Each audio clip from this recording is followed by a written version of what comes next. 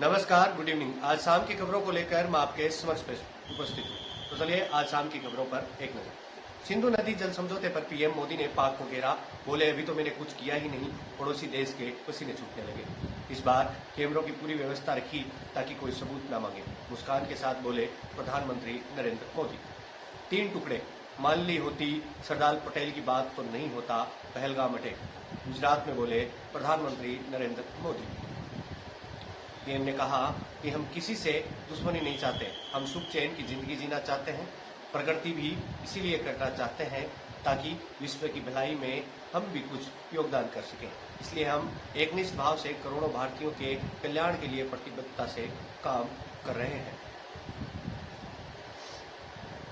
हमें अपने ब्रांड पर, मेड इन इंडिया पर गर्व होना चाहिए।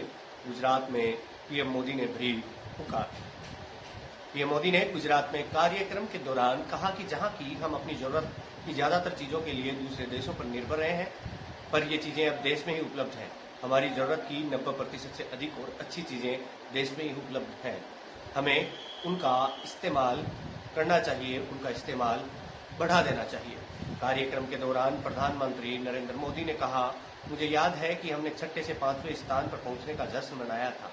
यह क्षण विशेष रूप से महत्वपूर्ण था क्योंकि हमने उसी देश को पीछे छोड़ दिया जिसने 250 वर्षों तक हम पर शासन किया।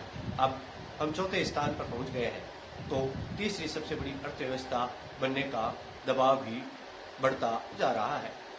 वहीं पीएम मोदी ने फिर कहा कि 2014 में 26 मई को मुझे पहली बार देश के प्रधानमंत्री के रूप में शपथ लेने का अवसर मिला। उस समय भारत की अर्थव्यवस्था दुनिया में 11वें स्थान पर थी।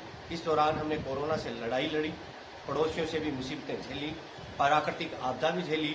इसके बावजूद इतने कम समय में हम 11वें नंबर की अर्थव्यवस्था से 4थे नंबर की अर्थव्यवस्था बनने में कामयाब रहे।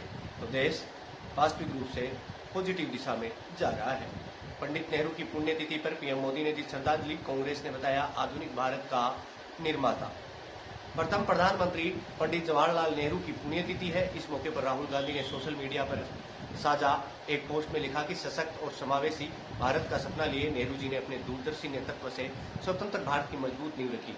सामाजिक न्याय, आधुनिकता, शिक्षा, संविधान और लोकतंत्र की स्थापना में उनका योगदान अमूल्य है। हिंद के जवाहर की विरासत और उनके आदर्श सदैव हमारा मार्गदर्शन करते रहेंगे।